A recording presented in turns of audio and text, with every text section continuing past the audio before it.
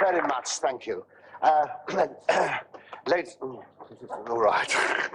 Ladies and gentlemen, before we start, funny enough, when I'm, a number of people who've seen me doing these shows on commercial television, because this is, you know, for commercial television, have said to me, how is it we don't see you in more of the actual adverts? The actual, because you're so good at it. So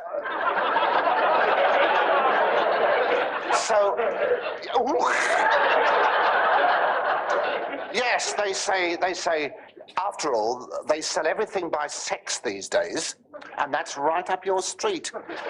They're right. In actual fact, it is right up my street. It's disgraceful. Our street, I'm down our street as well. It's not only in the houses. I mean, it's all the cars parked all the way along. I mean, I wouldn't mind. They're not even residents. Well, I say not resident. There's one couple parked in a Mini, been there long enough to be classed as residents. They've even started having milk delivered now. I think it's disgraceful.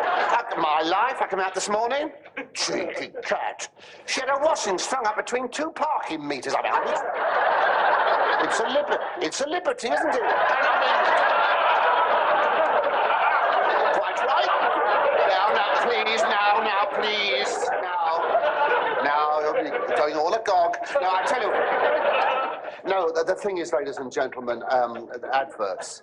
I don't, see, the thing is that I don't like to advertise products myself unless the image, you see, unless the product itself is in keeping with my image. I mean, for instance, that one I did for the toilet roll people. Well, that was, I'm waiting to commence. You see, that's what I thought was very tasteful.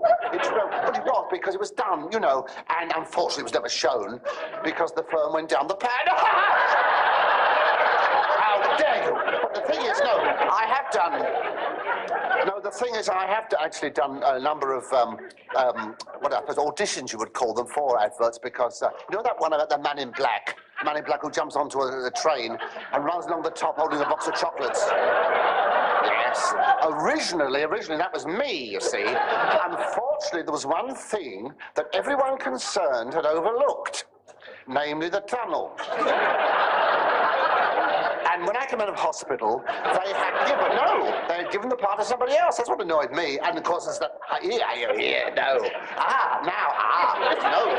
no, I'm glad you asked, because I was the man who used to go swinging through the jungle, you see, wait a minute, holding on to a sack full of peanuts. And I did look good, honestly, standing up there, dressed in my leopard skin hot pants. I was a picture of primitive magnificence. Oh, it was a tragedy, though. It was a tragedy, because I was swinging through the trees, holding on to my nuts.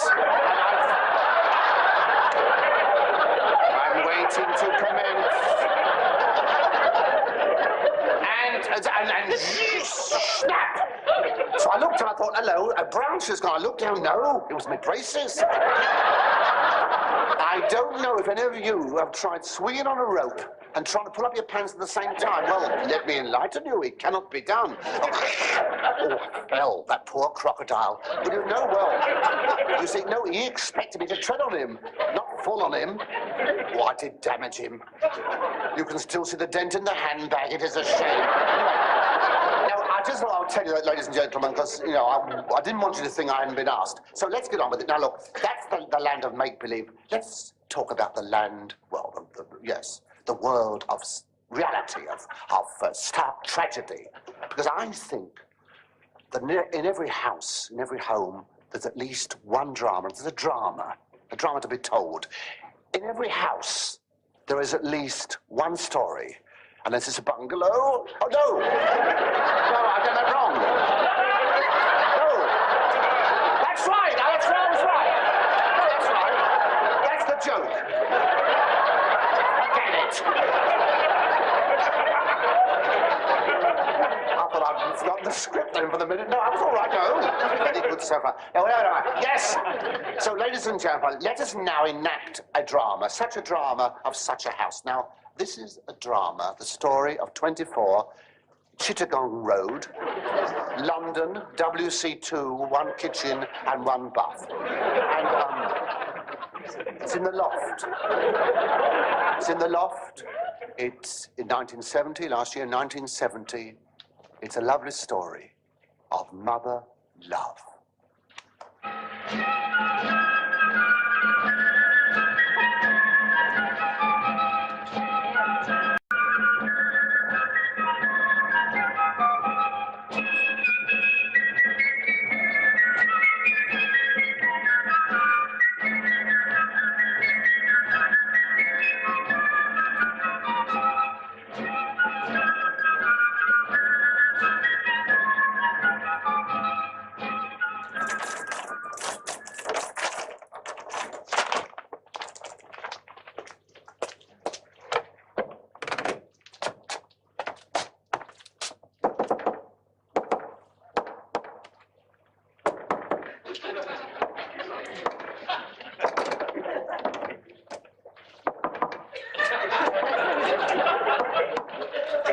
What's the password? It will all be over by Christmas. Is that you, Mum?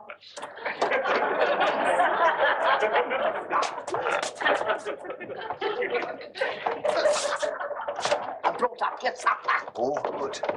What have we got? Oh, sausages and an egg. I managed to get 2 this week. Oh. Did you have to queue up long?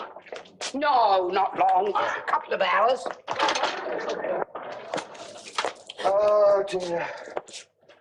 Sometimes I think this war will never end. I really do. Do you know something, Mum? I was thinking. Today's September the 3rd.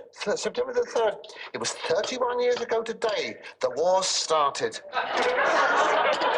You see, I thought when the Americans came in, I thought they would sway things, but no.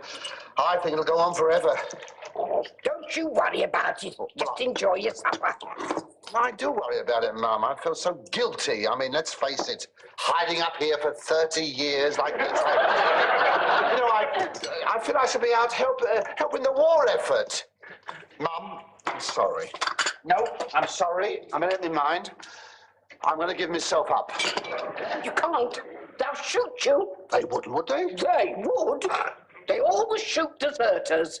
Well, I'm not exactly a deserter, am I? I mean, I never even joined. As soon as my call-up papers came, you rushed me up here, and I've been up here ever since. But it's all for your own good. There, I don't want my little boy going into the army. He might get hurt. Now, you stop up here with Mother, who loves you and needs you. Yeah. Don't go without anything, do you? Well, I sometimes think about Gladys. Well, don't. 31 years we've been engaged. I wonder if she's still waiting for me. Now, you forget about Gladys. I can't forget about her. Is she still living next door? Yes. Well, couldn't I see her sometime? No, now listen, you're not seeing her. Now, I promised you, directly the war's over, you shall go out and get married. Yes. Until then, you're stopping here with your old mum. She's all you've got now that your dad's left home. Ah, well. Mum, I wish they'd start printing newspapers again. The last one I saw was the one you brought up in 1945. We nearly won then, didn't we? Yes, it was a very close thing. You know, we nearly took Berlin, didn't we? And then we were thrown out of Germany, thrown out of France, and now we're back to where we started, aren't we? I don't know. These sausages are good, aren't they? They're putting more meat in them these days, aren't they? Yes. Well, you see, a boat got through last week. Did it? God bless the Navy. You know, Mum, I was thinking, Hitler must be about 81 now. Something like that. She's marvellous. I think it's marvellous the way he keeps going. Did he ever marry that Eva Braun? Oh, yes. They've got 10 kids. Oh, God. They're taking over after he dies. The war will go on forever. Phew, dear. Did you hear the 6 o'clock news tonight? Yes. Couldn't I have a wireless up here? No, they might hear it next door then. The police would come round and they'd shoot you. Oh, dear. Well, it's a good job I got you, isn't it? It's a good job I got you, because if it wasn't for you, I wouldn't know anything that went on, would I? No, tell me what was on the news. Have the Americans retaken Chicago? No, they've lost New York now. Oh, what a damn shame. Now you see, we've lost all of Canada, we lost South America, all Australia's gone, and now you say the Japanese have landed in California. Yes, they've got all that. Oh, that was quick. They only landed yesterday, didn't they? At this rate, there'll only be us left. Oh, I don't know. Sometimes I think the war will go on for another 30 years. Yes, more than likely. I should be too old to get married then. Well, never mind. You've got me. What's the time? 8:30. 8:30? Oh, the blackout. The blackout. The air raid ward will be round. I expect they'll be over again tonight. Oh, no doubt.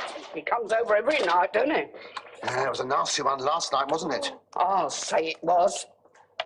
Number 23 caught it. I wish Gladys would be evacuated, you know. So do I. I'm just going to put the blackout up. All right. You going to have the air raid shelter tonight? No. I'm stopping up here with you.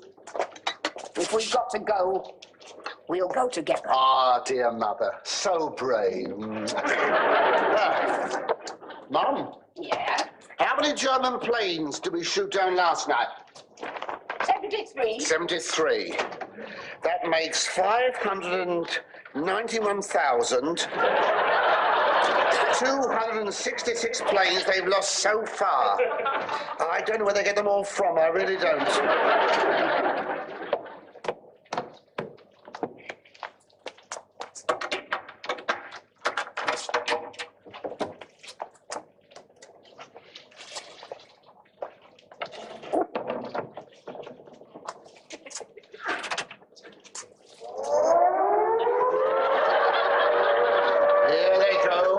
Stirrup pump.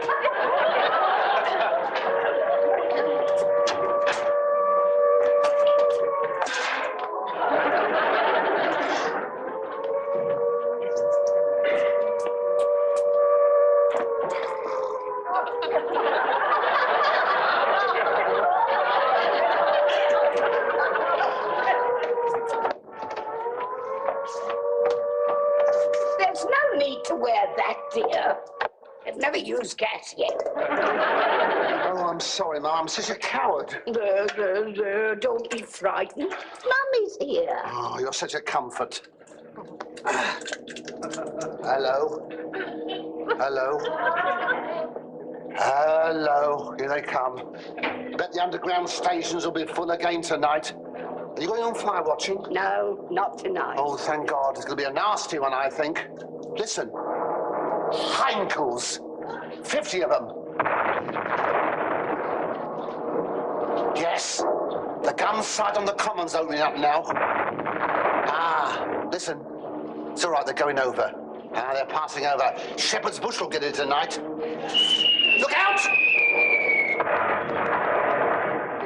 God, that was a close one. It's very funny, you know.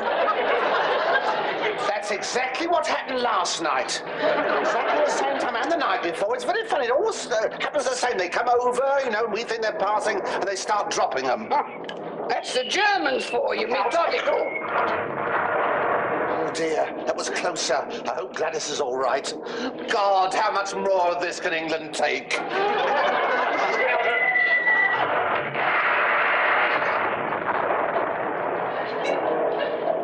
Nothing ever seems to worry you, does it, Mother? I don't know, you take everything in your stride. Oh, they'll never beat England while the people like you are around. I've said it once, I'll say it again. We stood alone in 1940, we'll stand alone in 1970. The fire engines will be along soon. Yeah, there they are. Poor lads. I've been ever so sorry they've been called out every night for 25 years. I think they're going over. going over. Oh. Ah, dear. Well, that's another night we've got through. Thank goodness they never seem to come over when you're not here. Thank goodness. I'd never leave you alone in an air raid, dear. Thank you. Dear. I think it's finished. The all clear should be going soon. That's it. You'll make sure Gladys is all right, won't you? Yes, dear. Now you go to bed and get some sleep. You know how these raids upset you. Yes. Oh, here's a bar of chocolate. Oh, this is your week's sweet ration. Never mind. Nothing's too good for my little boy. Oh, and I've had a word with the greengrocer. He's going to let me have a banana tomorrow. A what? Banana. Banana? One of them yellow things that bends in the middle. Oh, yes! Oh, I remember now. The last time I had one was in 1942 on my birthday, yes. Well, you go to bye-byes like a good boy. Yeah. Bye-bye, Mum. Can I put the records on? Yes, but keep it down. All right. Just one. Good night, darling. Good night, Mum. See you in the morning. Yes.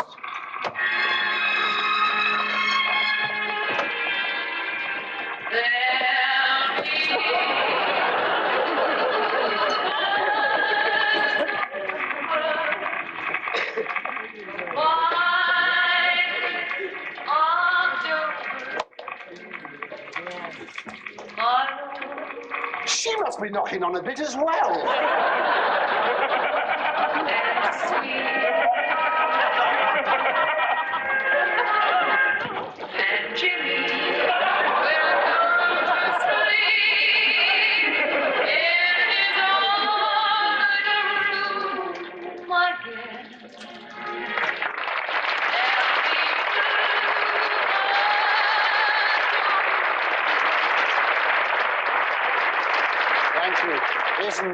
Isn't that a sad story? It's a sad story, isn't it? Mind you, to be perfectly honest, if you saw Gladys, he's better off where he is. Oh, she has deteriorated.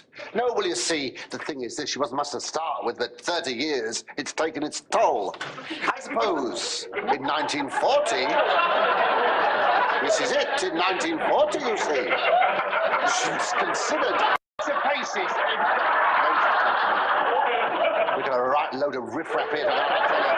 Listen, in 1940, she was considered the belle of the ball. Now she looks just like the belle. Everything sort of slipped, you know. No, thing is, he's better off with his memories. I think we all are, to be perfectly honest. We're all better off with our memories, because it's very funny. I remember when I was 17, and God, no, those 15 years have slipped by so quickly. I remember when I was 17, I fell in love with this, well, I thought it was the most beautiful girl in the world. To me, she was another Elizabeth Taylor. And I was going through some old photographs, you know, last week, and now she looks just like AJP Taylor. Then I thought the sun shone out of her ear holes. And it could have done because they were big enough, believe me. Anyway, the thing is, what other little tidbits have we for you tonight? Because we did have a right little tidbit. Listen. No, I'll tell you what happened. We were going to present tonight the orgy scene from Oh Calcutta. And the first time on television. But unfortunately, the trouble, you see, apparently today they've had a matinee, and the cast have decided they cannot raise the enthusiasm. And so... Well, fair dues, it's been running a long time. So instead, we are taking you over now to a large room in Christie's auction room.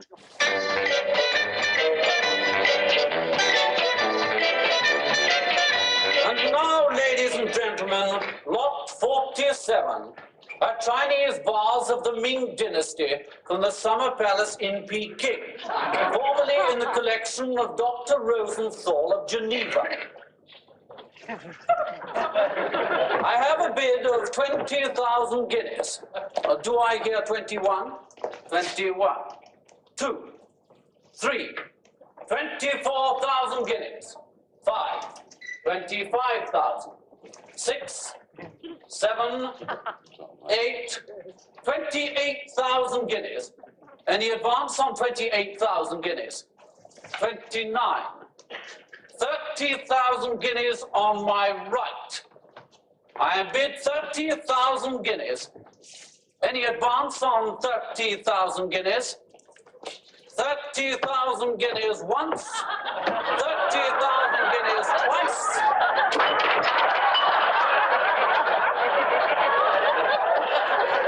Lot 48. Thank you very much, ladies and gentlemen. Welcome back. Of course, you know what this is, don't you? Any guesses? Camera, that's right. This is a television camera, ladies and gentlemen.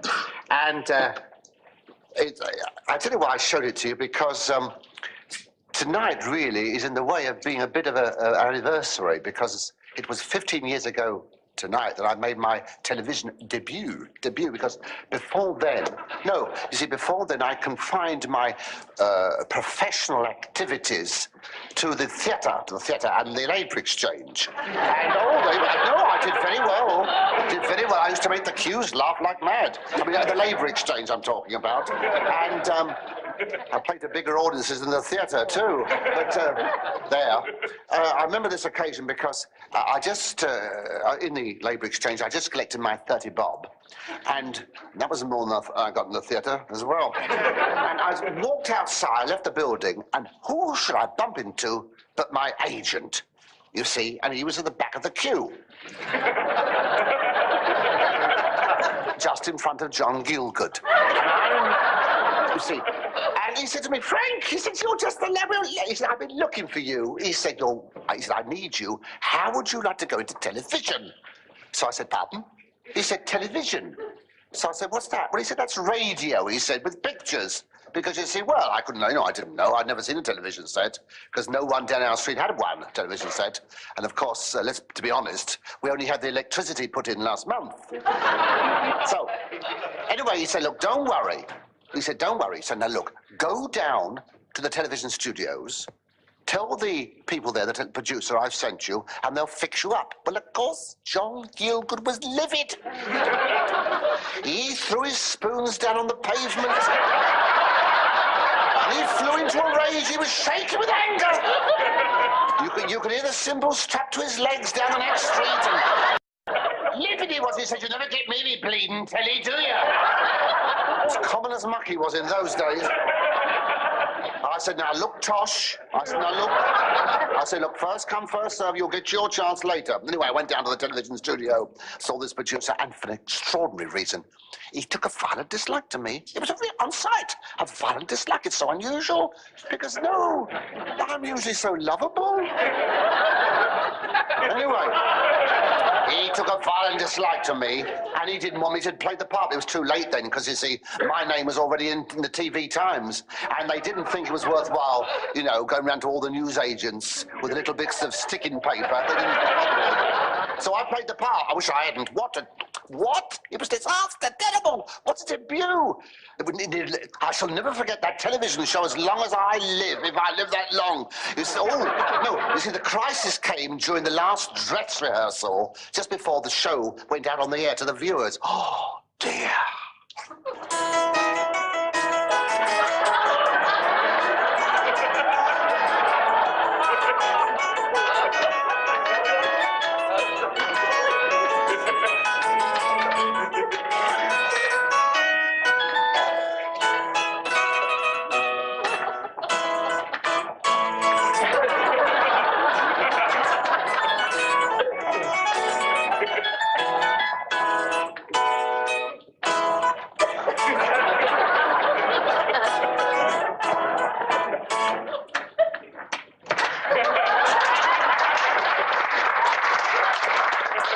Your Majesty, that was the most beautiful thing I've ever heard. Ah! Oh, come on, the hoots away with you now! It's neck through, you can. It's neck through. Through, you can. That's it. Your Majesty, it is true. It was beautiful. It reminded me of the Skirl of the Pipe. Oh, hoots, man of the noon. It brought tears to my eyes. Yeah, it brought tears to mine as well. The damn nails sticking out of this. I've got a hole in my trews. In my new trews. Who do you expect Moira Anderson. Friends, I'd like to propose a toast. Let's drink to Bonnie Prince Charlie. Ach, the new. And his noble cause. Long may we have a Scottish king on the throne of England. To victory over the accursed Sassenachs. Victory!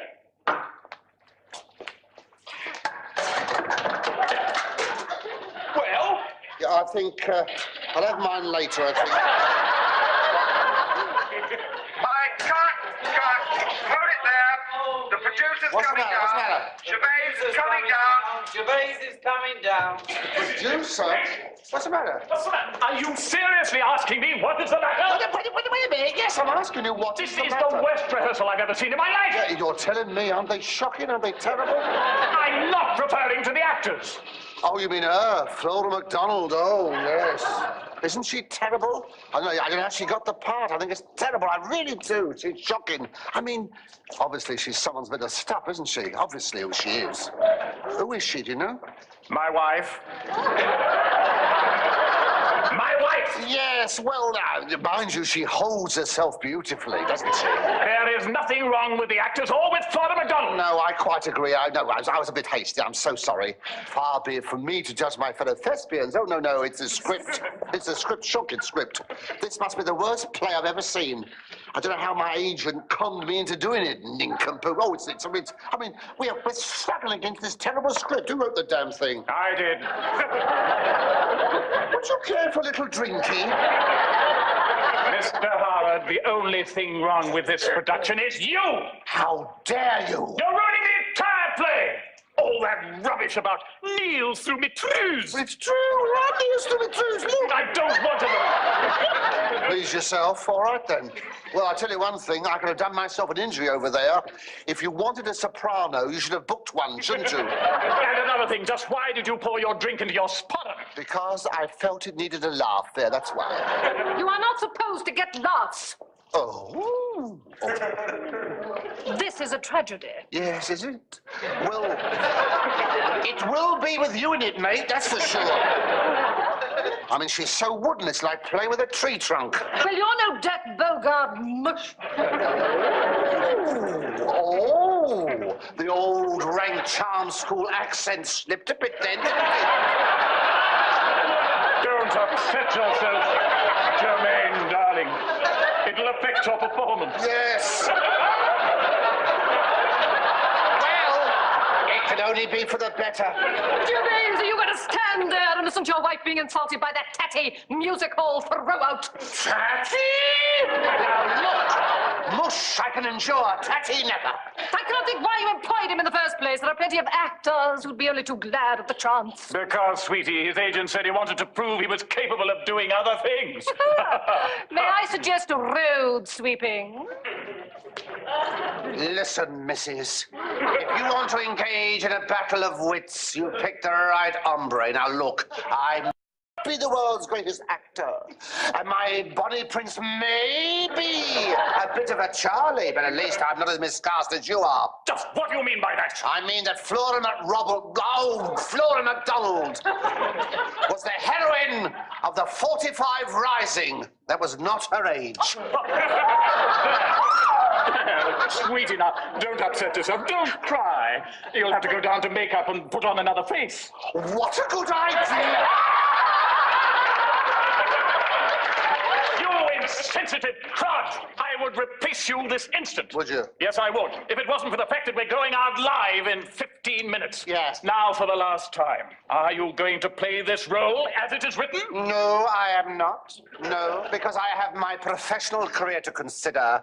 Like Frank Sinatra, I shall do it my way. Very well. If you insist on ruining my work, we'll both go down together. Doesn't matter to me. I'm retiring next week. Very wise. And after I finish tonight, so will you be. Oh, Gervais.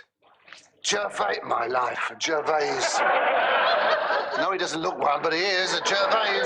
Gervais. What do you mean by that? You play it your way, and I'll photograph it my way. Oh, Gervais. Jerv. What do you anticipate doing? Stick around and you'll find out. All right, cast, you've got 10 minutes for a noggin. Right, Harry, what about a drink? Oh, if you're paying, Ducky. I don't know. I've heard about the borders. I think he's gone over it. You see, they didn't ask me to have a drink. Notice that? No, no drinks for me. Never mind. I got my own. Oh, dear. What's been in this before? Damn cats get everywhere, don't they?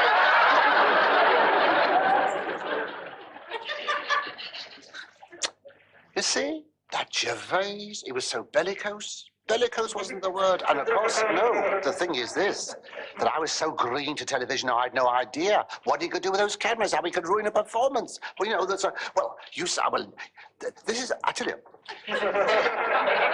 No, he played havoc with my performance. What little you saw of it, what little you saw of me. Well, anyway, look, this is the show the viewers saw.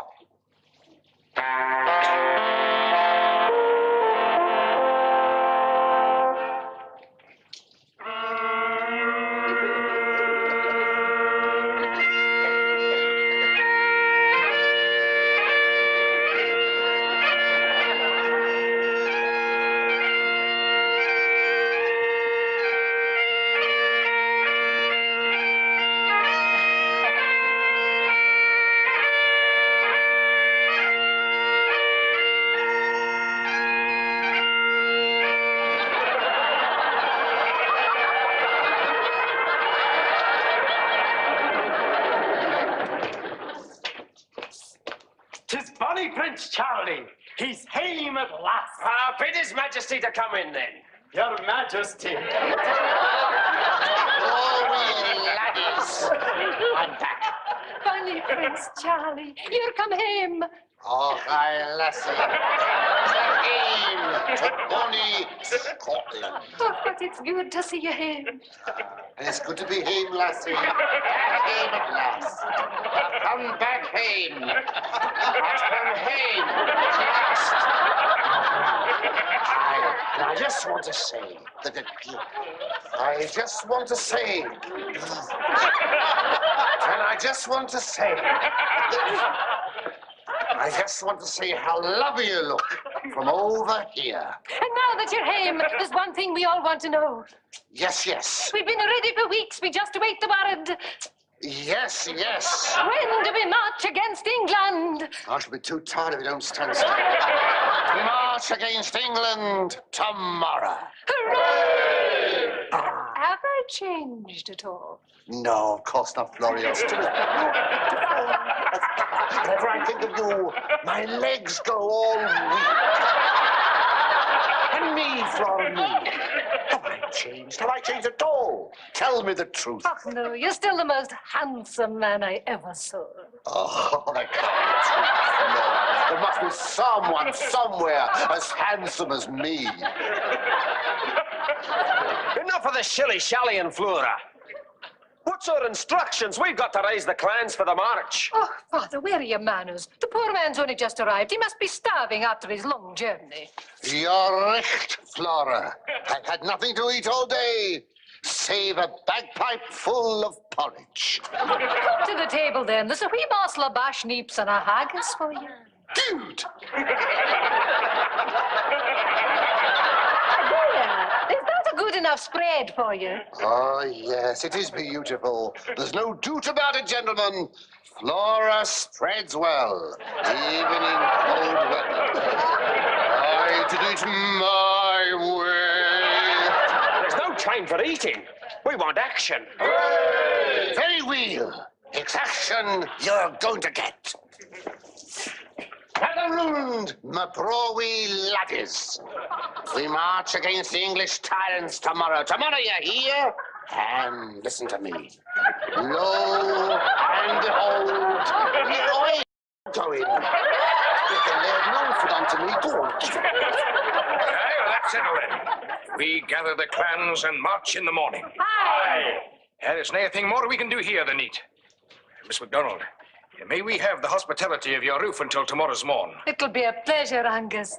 And now let us celebrate the return of our king. Aye, some music. Perhaps we could persuade you to play the spinet for us. Aye, a recital, your majesty. Very well. Recital you want, a recital you shall have. Would you care for a gavotti? Then a gavotti you shall have. I say, Gervais, they can't play without these. Thank you. Right. No.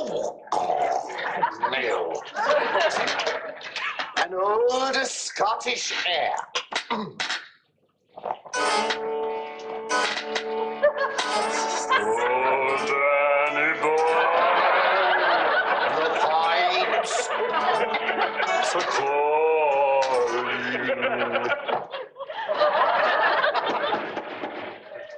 Come in. Finish this if it kills me. From glen to glen and down the mountain side, the summer's gone and all the roses fall. Oh, you spotted all now. I felt such a fool. They thought it was me playing. Didn't stop playing, Your Majesty. It was beautiful. No, that's a lot. You've ruined my professional career. I'll never set foot in this television studio again. I have been humiliated in front of my public. Why, I feel that small. Right! Gervais, this is it. You'll be hearing from my agent. Let's cut you down to size, little man. Shut your face. That's finished your career. That's what you think, girl. There's always the tour of Snow White and the Seven Dwarfs.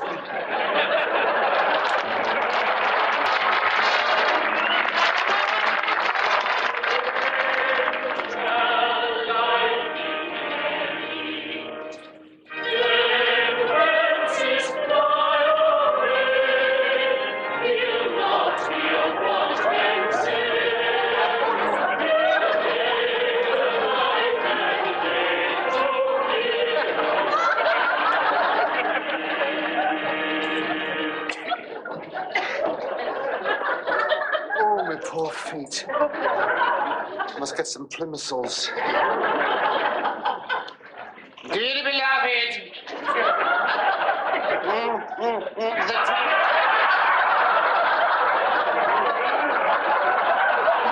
The text of my sermon today. And the Lord said, let him who be without sin cast the first stone. As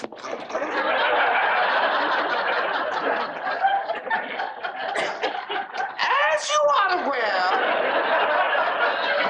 today is the fourth Sunday after Lent. And though I still haven't been paid back, this is not what I want to talk to you about. Brethren,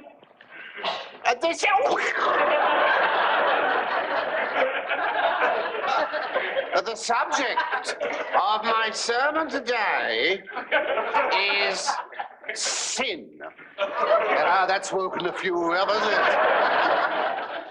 it? We... Oh, bless you. Bless you.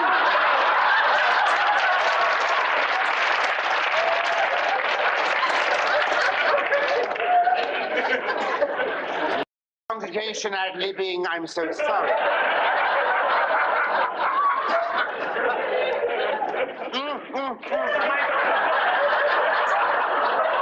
My friends, an overwhelming tide of pornography is threatening to engulf us all. It has even arrived at this small and fair village of ours. What you say? What? Or, of course, deeper, if you're a baritone. What you say? What you say? Pornography in much rutting in the wold? Impossible. But nay, Nay, thrice nay, and yea again nay. It is not impossible, because I have seen it with my own eyes. Brethren, the things I saw yesterday at the jumble sale in the village hall, church hall, distressed me beyond words. I think at this time it might be advisable if the verger would dismiss the choir boys. And no earwigging in the vestry. You? Brethren, as I was saying, the jumble sale, I was appalled. Some of the titles on Mrs. Daly's second-hand bookstall were a disgrace. And whereas we are very grateful for the £95.10 she took, I'm afraid I cannot condone it. An illustrated copy alone, an illustrated copy of White Thighs alone, changed hands for £7.10, and this is not right. Particularly as page 34 was missing. Now I would be happy to report that this was an oversight, that this was the only offending title, but alas and alack, the trestle table was sagging with porn. Items like the lustful Turk, the passionate flesh, and our old friend Fanny Hill mingling shamelessly with Biggles Goes West. And back copies of The Wireless World. Now, dearly beloved, this rising tide of permissiveness, of loose living, has inevitably set tongues a-wagging. Wild accusations have been made, and even I have been implicated. There are some of us, brethren, who are trying to put the black on me. So much so that the vicar, or rather the bishop has pointed out to me that it is incumbent upon me today, from this pulpit, to refute the disgraceful accusations made against me, or, as he so beautifully put it on the telephone this morning, cash in my chips and look for a new scene. Brethren, I do not deny one of the accusations of which I have been accused. I do not deny not one of the actions. I do not deny that last Wednesday evening I was seen emerging from Leicester Square Underground Station. I do not deny that I was afterwards seen wandering in a part of London known as Soho. I do not deny that I was in plain clothes and wearing a raincoat. I do not deny that I was seen conversing with an attractive girl in a doorway in Dean Street, and that I subsequently bought a ticket from her and descended down the stairs of an establishment known as the Sexy A-Go-Go. But why, my friends, why? That's the question you must ask yourselves. Why? Well, I will tell you why. Why? Why should your much respected vicar behave in this unseemly fashion? Why should he pay 15 quid from the church funds on a bottle of champagne? Why should he invite 4 of those poor, unfortunate dancing girls to his table and then buy them each a cuddly doll? Why? Well, I will tell you why. I did it for you. For you all. For you and you and you. I did it to enlarge my pitifully small knowledge of human weaknesses in order to counsel you more wisely in the future. For how can I combat the vice in this village, my own village, if I do not witness to the full the iniquity to which man can descend? Ah, yes. Very reasonable, you say, very reasonable, of course, quite right. Quite right, but then why should he be seen emerging from this nightclub singing songs of praise? Why should he...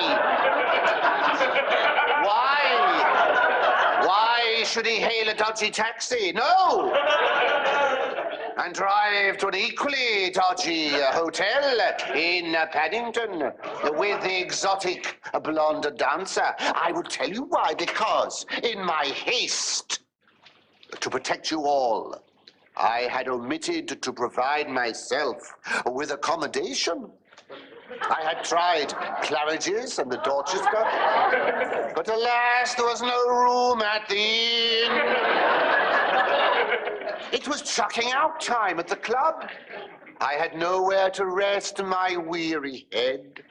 I was about to be aimed out into the rain when this golden-haired Samaritan interposed herself between me and the bouncer. And like an avenging angel, smote him round the face, time after time, with the 7-foot serpent she used in her act.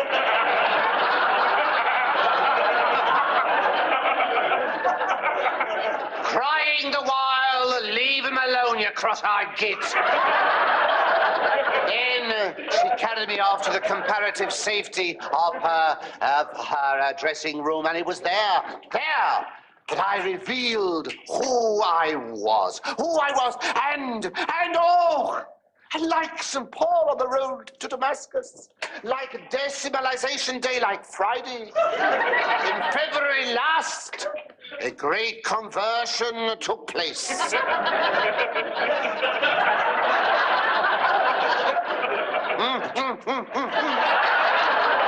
Save me, she cried, for I have been a sinner, I have sinned. I renounce my past. I renounce my past. Henceforth, I will live in the service of the church. Victory was mine. I had saved her from the devil. And thereupon, we went back to her hotel, merely to gather together her belongings. I rest my case. And finally, brethren, if any of you see fit to blab to the bishop again,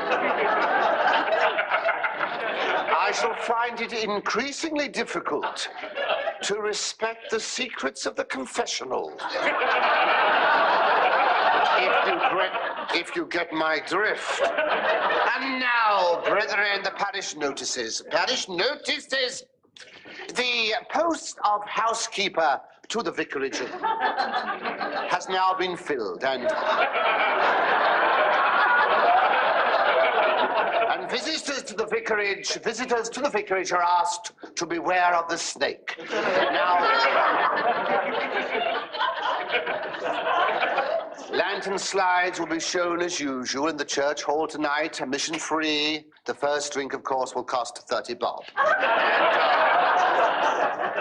And the proceeds will go to the combined appeal. The combined appeal, the restoration of the Norman arch in the nave, and the heated swimming pool and sauna bath in the vicarage. So, brethren, peace be with you and with thy spirit. Amen and cheerio.